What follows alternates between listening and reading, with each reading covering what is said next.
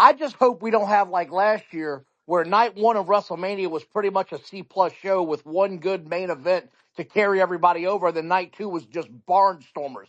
Just an amazing night on night two. I'd like to see a little bit more balance. And we got Jey Uso night one, so it could go to shit quick. Yeah, I mean, I understand for the people that don't like Jey and that, but there is a large conglomerate of fans, and I still feel like that's going to lead off the show. I feel like you're going to have people at their highest energy point, and that's going to take a lot of energy for people to, be eating forever how long, whatever ramp he decides to come down from. So I still feel like that's the best move, is just lead off the show with that. Most likely he's going to win. So then you get that big feel good moment, and then the rest of the show comes, and you're going to end with the, Punk, Rollins, and Roman. And no matter what, that's going to be great. Like, it's going to.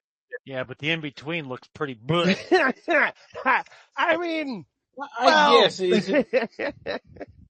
I mean, look last year. Maybe not blah, but Like, think of last year's WrestleMania 40. Was it that great, or was it just, hey, Rock came back, we had Punk, and well, that's what Don was saying. Don was saying it was nostalgia. I mean, it's it's a good point. It is a good point. There were some last parts year that were a little. I did like. I mean, I will say. I mean, it was almost everything that I really did enjoy was on night two, because I did like the cash in with Priest and some of the other stuff that was in there. But yeah, I do think when they showed the card, it seems like they made it as even as they can, but we'll see. I thought night one last year was very average at best. Night two was absolutely one of the best nights they could have had. And the other part about this I've been thinking about here, and I'm going to talk about it with Johnny Bottles on my show later this week, is Cody Rhodes, the WWE and wrestling in general right now, is it better when he's chasing the championship now like it used to be in the 80s? Because it sort of feels like that was a bigger deal when he was, quote-unquote, telling his story. It sort of seems like some of that's faded. Now, don't get me wrong. Cody Rhodes is still majorly over. And this story with Cena, I think, has been great. But I sort of wonder if it would have been better off if he had been chasing again leading into Mania. I mean, you've got a point. Hang on really quick, guys. If you're not speaking, please mute yourself. There's a lot of background noise from folks. I will get to people. I've seen hands going up. It's going to take some time. We got a lot of different people in here for speaking. I will try to get to everybody as best we can. The first hand I saw up recently was Sam. So Sam, if you have a question, I will start there, and then I'm going to get to Lincoln and Chris. I see hands up. I'm trying to let everybody in. We got a lot more people coming in this time. So we're going to try to get to everybody though as best we can. Yep. I was just going to say my greatest memory of WrestleMania Night 1 last night had nothing to do with the actual show, because my fire alarm went off during the first match of the night on night 1. So I basically came back in at the end of that match and saw Punk come in. So I was pretty excited. But yeah, I mean, whatever happens, we'll see how night 1 looks. It's very much like the NFL draft, where, sometimes the first half of the first night of the NFL draft can be a little bit boring, and then about midway through a bunch of trades happen and a bunch of crazy shit happens. There's plenty of room for overbooking and wild shit to happen in all of these matches. So I get you, bud. I get you. I mean, once it gets here, we're all going to have fun anyway. Yeah, so and I mean, that's the thing about it is it's one of those things that I feel like it's definitely overanalyzed for folks, that we definitely, but that's what we do. That's kind of the thing about it. So, no, thanks, Sam. I appreciate it. And I see everybody trying to get into the chat and stuff. George, if you could kind of help me too, of like letting people become speakers, and so I can kind of talk to them. We got a lot more coming through. That's why I've got you as a co-host. Yeah, I'm worried. I get you, man. No, there's a lot more people involved. No, I'm going to make the statement that we have a guest. So well, I mean, we've got my guest comes in, and then we kind of work people into it. Yeah, so I'm trying. I'm doing my best, folks. I see. I get it. No. There's people are chatting, people DMing me too. That's a tough moment because I got a lot going on. But Lincoln, you were the next hand that I saw up, and then I'm going to get to Chris. What's up, Lincoln? Hey, buddy, I was going to tell you, I think the thing that they just really need to care about and what they've been doing is just making one moment. I don't think they care about the card as a whole as much as they just want to make That's a one good thing point. stand out that everybody's going to fall back on. That I will give you. I feel like that's, yeah. And I mean, that's kind of the world we live in though, you know, where everybody wants to have that big moment on have it go social, have it go viral. I mean, that's the Elimination Chamber. There was a lot of great stuff. There was a lot of cool things that happened throughout the entire show. And there was a lot of big moments, but let's be real. It all comes down to the John Cena heel turn. So, yeah. Well, Please. I'll be the argument on that Please, is that yes. I feel like I love it. Sorry, my bad. I feel like there is a little bit of some dynamics going on here. The women's trios match, right? Everybody is very involved in this and everybody's got their own personal theory on where this is going. Here's my thought process. Bianca Belair has been acting more and more heelish as this thing has gone on.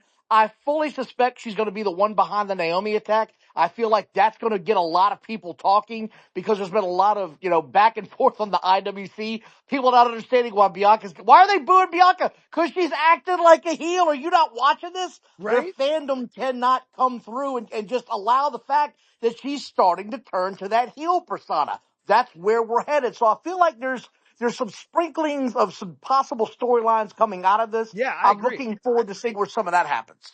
No, I agree. I agree 100% on that one. No, 100%. No, I absolutely do. So, Chris, I think you were the next hand that I saw. Yeah, I want to fight back slightly on what Don said about Cody. I think last year they screwed up Cody with. You look at who he won. He wins the title, then it's like, okay, well, here's AJ Styles. There's no build, just AJ Styles, and then you get Logan Paul for a one-off, and AJ Styles back again. Then you got Solo Sikoa, who everybody was like, okay, well, Solo's not going to win because he's going to take on Roman. You get in between Kevin Owens and back to team up with Roman to take on Solo, and then we get Owens again. I mean, he hasn't had that sort of like big, sexy opponent like Drew McIntyre or Rollins again or Orton. It's been just like the B-plus guys. So I think no matter what, this is a year where it's like, okay, it's Cody versus Drew because Drew's been the good soldier since 2019 and dealt with Vince. It's Cody versus Punk at WrestleMania next year. It's people want the big sizzle steaks, and right now it's been like, well, here's some popcorn shrimp. Yeah, no, that's a good but point. what Don was saying was, do you think he's better as a chaser? And I would agree with that because I always liked watching Dusty chasing back his father doing it. So I get where Don's coming from on that. 'Cause I like when Cody's chasing too because it reminds me of his dad, and that's kind of cool. And I fully agree with that. I feel like moving forward, you're absolutely correct. I feel like he needed this good long title run with big defenses to prove that he could do it. You know what I mean? Because then moving forward, when he's chasing, you're not thinking like, oh, how's he going to get screwed? There's no chance he's going to win it. Or even if he wins it and turns it back over in a couple of months, it wasn't a big deal. Now he's kind of solidified himself, which is why I'm not sure how they're going to go between him and Cena for that match, which is great because I feel like he could lose it and still be the big story and be chasing it. Like Don said, that does make a lot of sense. Yeah, and don't get me wrong. I'm not saying that they've booked Cody the strongest champion they've ever had. No. They have done a piss poor job with some of his rivals. Like they really have not given him an A+ heel. They had them all cooking on the side. I feel like they got to start moving in that direction. It's now time to start giving him some big heels that he can feud with for 2-3 pay-per-views in a row. Start having some real interactions with him. Because I agree with you. They have not given him the best guys to feud with. The best feud they had last year were two guys that didn't even have a belt. I mean, that says a lot about where their booking creativity went to. So I'll be curious where it goes moving forward. Now, I will say this. I think Cena's going to win the match. Matter of fact, I bought the last Cena shirt, the last time shirt, to go along with it because that's where I think it's going. I like it. Oh, no, I like it. Hey, guys, as you've talked, can you please take down your hands? Because this is very confusing on this end. I'm still good. Yeah, I appreciate that. No, I'm good. I got the hands are up that people have talked already. Yeah. So if you've talked already, take down your hand and let me get somebody in because I'm going to get off of WWE and head over to Don's favorite subject, AEW. I got Corey, then Jesus. Charles, then D is what I've got in my order that I've seen. So, Corey, let's do that, then head over to AEW. Perfect. Hey, I just want to give you guys a heads up. So I think TKO probably in the next year or two will go to dynamic pricing. That would make a lot of sense.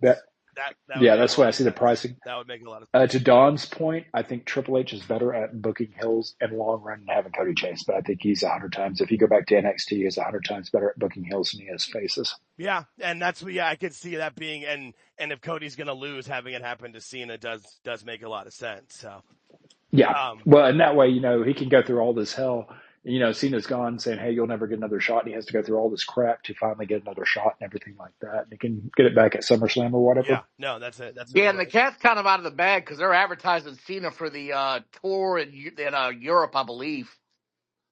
Oh, that's the one that's going up before. What is it? Paris. I keep forgetting. Yeah, correct. Paris. So he's already advertised there. So that's sort of leading me to believe he's going to walk in there holding the gold. Would make some sense. I mean, it does make sense. I before he turned heel, I kept thinking he was going to do it through like Money in the Bank and do one of those like I'm cashing it in at this show or whatever. But no, it would make a lot of sense. What's cool is that there's nothing that's like blatantly obvious where you're like, oh no, it's definitely going to be this. It's definitely going to be that. People can think what they think, but yeah. So, Charles, what's going on? I saw your hand up. Well, first time listener to your guys' space. We're so happy to have you. And thank you. And I subscribe to both of you. Please say first time. Please say first time, long time. First time, long time. There you go. Thank you. I do have a feeling that whatever happens on night one is going to determine a lot of things on night two. Like if Tiffany wins, I think John Cena will win. But if Charlotte wins, I think Cody Rhodes might win, kind of thing. That makes some sense. Oh, you struck a chord with Don on that one. Hey, no, I like it. Don, you agree with what he said there? No, I totally agree because here's the thing. They always try to keep a balance of heels versus faces as champions, right? So you're not going to have all the heels have one side of the belt and the faces have the other side of the belt. You know what I mean? It's going to be an equal balance on both shows. So if you see Tiffany walk out with that title, man, if Vegas would take my money, I'd throw it down on Cena the next night.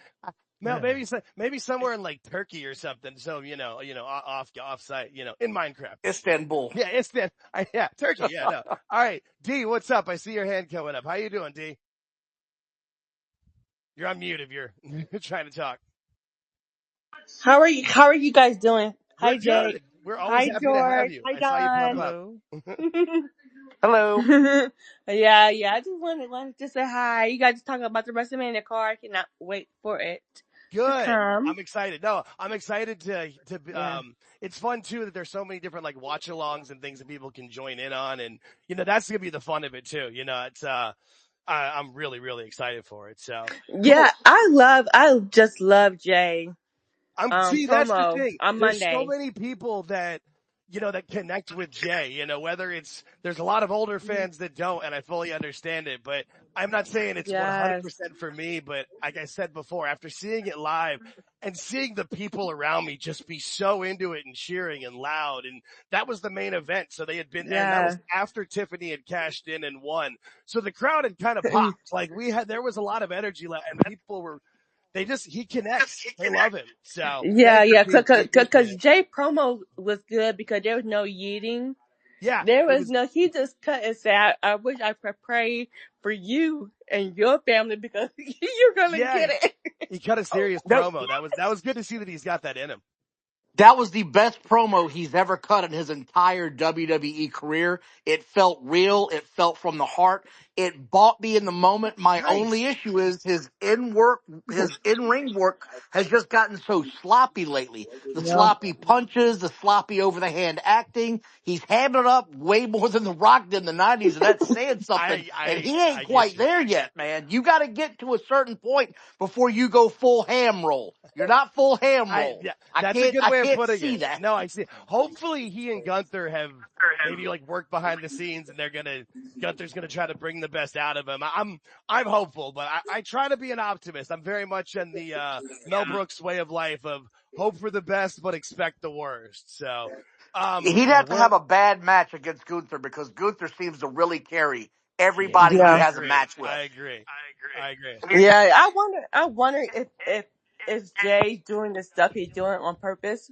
Because I don't know. When he slipped on that rope, the 2 weeks before he cut that promo, he slipped on purpose. I don't think so. I think it was I think he's covered well because he's quick, but I know George So here wants it to is. move on topics, Yeah. guys. I don't want to cut anybody Well, off real here, but quick, George wanted to move just on topics. Oh, what's up? real No, quick. let Don Yeah, finish up real here. quick. The actual slip in the ring was on purpose. They built on the botch from the week before, so that's when they said, you're All right. losing focus. If you remember, they said, look, this happened. Don't run Yes. away from it. Embrace this moment. We can use this. See, I looked at it more as being Yep. quick-witted to pick it back up, but I like it. No, that's cool. See, this is what we're here for. We don't have to agree on everything, but we can. I like it. You might have honestly, y'all changed my mind. I'll admit that. I'm like, you know what? You're right. You guys got me. So